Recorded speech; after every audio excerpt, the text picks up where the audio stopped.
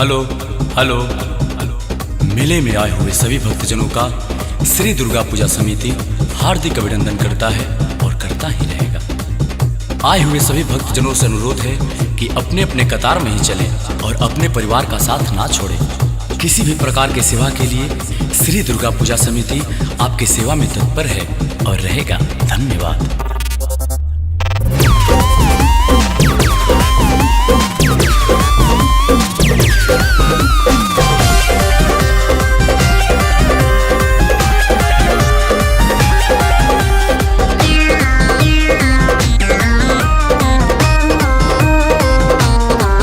बड़ी हई सीधा साधा हई पढ़ल न जाता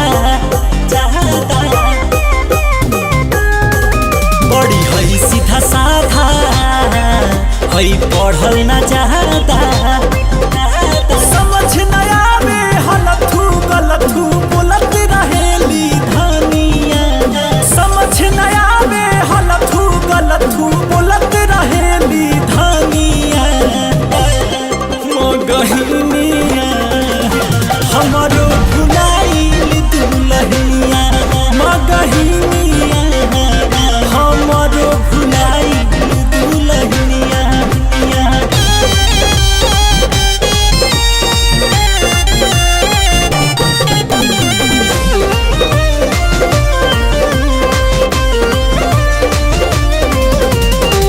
सीधी पाला मरले बाड़ी एक हाथ छोड़ा दूजे हाथ ले हुई है नाना का के कोरा हो नाना का के कोरा